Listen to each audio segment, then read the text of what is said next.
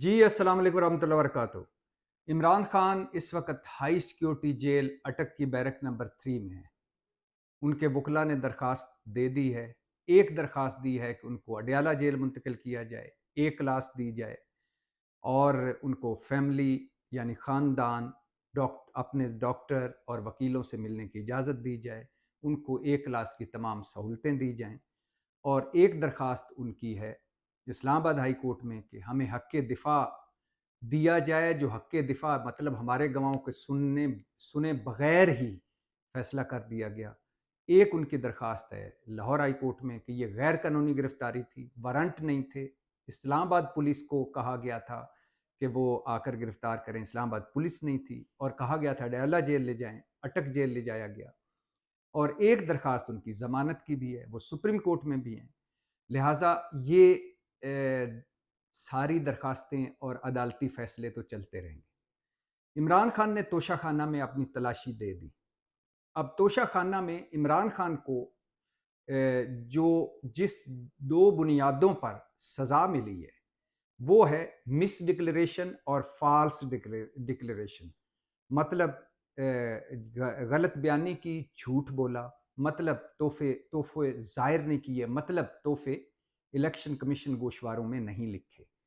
अब ये इस बहस को छोड़ दीजिए कि जज हुमायूं दिलावर एंटी पीटीआई थे या नहीं। जस्टिस आमर फारूक को केस सुनना चाहिए था, दरखास्तों खुद सुननी चाहिए थी दरखास्तें या नहीं। इमरान खान को क्यों हक़ दिफा नहीं दिया गया, क्यों आखिरी दिन जज हुमायूं दिलावर ने जल्दी जल्दी फैसला सुना दिया। जब इतना केस लंबा हो गया था तो 2 दिन और सही। वो क्या उस दिन उनकी लंदन की फ़्लाइट थी, इसी वजह से क्या उन्होंने लंदन जुडिशल कॉन्फ्रेंस में जाना था, इसी वजह से क्या वो पहले से ही तय कर चुके थे कि आज ही मैंने फैसला सुनाना है, खा ये कानून मेरिट आए, जो भी जिसका भी जो कत्लेआम होता रहे। ये बहस नहीं है। बहस ये है कि इमरान खान को 2 चीज़ों पर सज़ा मिली, मिस डिक्लेरेशन पर और फॉल्स डिक्लेरेशन पर।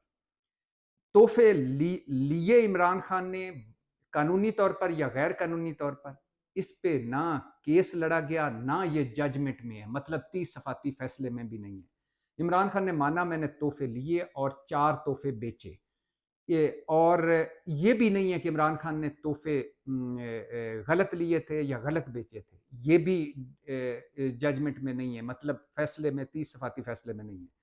और ये जो मुस्लिम लीग बयानियां बना रही थी कि पहले घड़ी बेची, फिर उससे जो पैसे लिए वो जमा करवाए तोशाखाना में, या घड़ी सस्ती लेकर महंगी बेच दी, या तोशाखाना में जो कैश जमा कराया, डायरेक्ट कैश जमा कराया, या पैसे किसी और अकाउंट से आए थे, पेमेंट किसी और ने की थी, या तोहफे खिलाफ कानून लिए थे, खिलाफ ज़ाब्ता लिए थे। ये सारा मुस्लिम लीग का बयानिया जो आर्डर है 30 सफाती, उसने उड़ा कर रख दिया है, क्योंकि इस पर कोई बात नहीं हुई। इमरान खान इस पे बुनियाद पर केस लड़ रहे थे कि इलेक्शन एक्ट में जब है कि जब कोई मेंबर इलेक्शन कमीशन में गोशवारे जमा कराए तो उसको 4 महीने के बाद नहीं पूछा जा सकता। तो लिहाजा मेरे जो गोशवारे हैं उनको साल गुजर गया है, 2-3 साल गुजरे हैं, लिहाजा ना पूछा जाए, यानी ये केस बनता ही नहीं है। जज ने हुमायूं दिलावर ने उनको सजा सुनाई है मिस डिक्लेरेशन पर और फॉल्स डिक्लेरेशन पर, जो उन्होंने जमा करवाए कि मिस डिक्लेरेशन की और फॉल्स यानी गलत डिक्लेरेशन यानी इलेक्शन गोशवारे जमा करवाए। अब बाकी सारा बयानिया हवा में उड़ गया। और ये जो जिस पर इमरान खान को सजा सुनाई गई है, ये इनकी 2 अहम नुक्ते हैं जिन पर यह सजा सुनाई गई। एक, जज हुमायूं दिलावर के फैसले के मुताबिक इलेक्शन कमीशन में फॉर्म बी के खाना 2C में, गौर से सुनिएगा, इलेक्शन कमीशन के फॉर्म बी जो इमरान खान ने गोशवारे जमा कराए, उसमें एक फॉर्म बी है, उसका खाना 2C है। जो तोहफे इमरान खान को मिले थे वो डिक्लेयर करना चाहिए थे। पहली वजह यह बनी उनकी सजा, नाअहली और जुर्माने की। दूसरी वजह, फॉर्म जो फॉर्म बी में एक खाना है 2J, पहले था 2C और ये दूसरा खाना है 2J। इसमें है कि तोहफे जो मिले बैरून मुल्क से वो आपके असासा हैं, तो वो आपके पास हैं या आपने किसी आगे गिफ्ट कर दिए हैं या आपने बेच दिए, ये लिखना था। यानी दो बुनियादी नुक्ते क्या थे कि फॉर्म 2C में लिखना था कि जो तोहफे आपको मिले वो आपने डिक्लेयर नहीं किए। नंबर 2 जो नुक्ता था वो ये था कि 2J में आपको लिखना था कि आपके पास तोहफे वो अब भी मौजूद हैं, बेच दिए हैं या गिफ्ट कर दिए हैं, ये डिक्लेयर करना था। अब इन दो नुक्तों को अगर सामने रखा जाए तो जो तोशाखाना का 446 सफाती 20 साल रिकॉर्ड है, जिसमें 4000 तोहफे हैं और 1200 घड़ियां हैं, उसमें 99% लोग फंस जाते हैं। 99% लोगों की नाअहली होगी। ये भी याद रहे कि इमरान खान का ये मुकम्मल रिकॉर्ड था, यानी 3.5 साल। लेकिन नवाज शरीफ और बेनज़ीर भुट्टो का ये मुकम्मल रिकॉर्ड नहीं है। नवाज शरीफ की 2 टर्म्स, बेनज़ीर भुट्टो की 2 टर्म्स, ये 1988 से 2000 तक के दरमियान है। और ये जो केस था ये 2000 से 2022 तक का जो तोशाखाना रिकॉर्ड पब्लिक हुआ है। अब सवाल ये है कि 27 तोहफे ले जाने वाले, 13 घड़ियां ले जाने वाले और 23 करोड़ के तोहफे ले जाने वाले शाहिद खाकन अब्बासी ने क्या इलेक्शन कमीशन फॉर्म बी के खाना 2C में अपने इलेक्शन गोशवारों में लिखा है कि जो तोहफे उन्हें मिले वो डिक्लेयर किए हैं?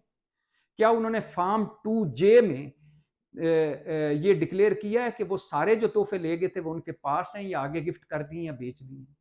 सवाल ये भी है कि 55 तोहफे ले जाने वाले नवाज शरीफ साहब, 9-10 करोड़ तोहफे ले जाने वाले नवाज शरीफ, 11 घड़ियां ले जाने वाले नवाज शरीफ, जिसमें 5 रोलेक्स की घड़ियां थी और वो 35 लाख के ले गए। 5 रोलेक्स की घड़ियां 35 लाख में और मर्सिडीज कार वो ले गए सुजुकी कार की कीमत पर। तो सवाल ये है कि नवाज शरीफ साहब ने अपने तोहफों, अपने घड़ियों का क्या डिक्लेयर किया इलेक्शन कमीशन के फॉर्म बी खाना 2C में? और क्या उन्होंने ये डिक्लेयर किया इलेक्शन कमीशन के फॉर्म बी खाना 2J में कि वो तोहफे उनके पास हैं या गिफ्ट कर दिए आगे या बेच दिए? सवाल यह भी है कि 181 तोहफे ले जाने वाले आसफ अली जरदारी, 13 करोड़ के तोहफे ले जाने वाले, 11 घड़ियां ले जाने वाले, मैं उनकी बुलेट प्रूफ गाड़ियों का जिक्र ही नहीं करना चाहता जो तोहफे में वो ले ही नहीं सकते थे। तो खैर ये जो आसफ अली जरदारी 13 करोड़ के और 181 तोहफे और 13 घड़ियां ले गए, क्या इन्होंने इलेक्शन कमीशन के फॉर्म बी के खाना 2C में जो कुछ मिला वो डिक्लेयर किया और फॉर्म 2J में ये लिखा कि वो तोहफे अब भी उनके पास हैं या उन्होंने आगे गिफ्ट कर दिए, बेच दिए?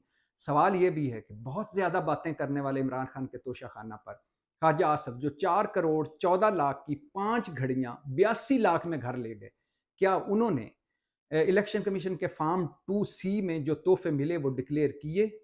या जो तोहफे अपने पास अगर उनके पास हैं या आगे गिफ्ट कर दिए हैं या बेच दिए हैं, क्या वो फॉर्म 2J में लिखा? इसी तरह जो बाकी 4000 तोहफे और 1200 घड़ियां ले जाने वाले हमारे सारे हुक्मरान और अफसर, क्या इन्होंने फॉर्म 2C और फॉर्म 2J में सब कुछ लिखा है? ये वो पॉइंट है जिस पर अब सारे फंस फंस जाएंगे और अगर कोई अदालत चला गया तो सारों को तलाशी देना पड़ेगी। और अब वो बाउंड्री भी नहीं रही कि 4 महीनों के बाद पूछा नहीं जा सकता, क्योंकि इमरान खान से 4 महीनों के बाद मतलब 2-3 साल के बाद पूछा गया है, 4 बल्कि 4 साल बाद, 5 साल बाद का पूछा गया है। तो लिहाजा किसी से भी क्या तोहफा किसी वक्त भी पूछा जा सकता है। और अगर उस जिसने फॉर्म 2C और फॉर्म 2J में सब कुछ ना लिखा तो उसको भी नायल होना चाहिए और उसे भी सज़ा मिलनी चाहिए और उसे भी अटक जेल में जाना चाहिए। पाकिस्तान जिंदाबाद।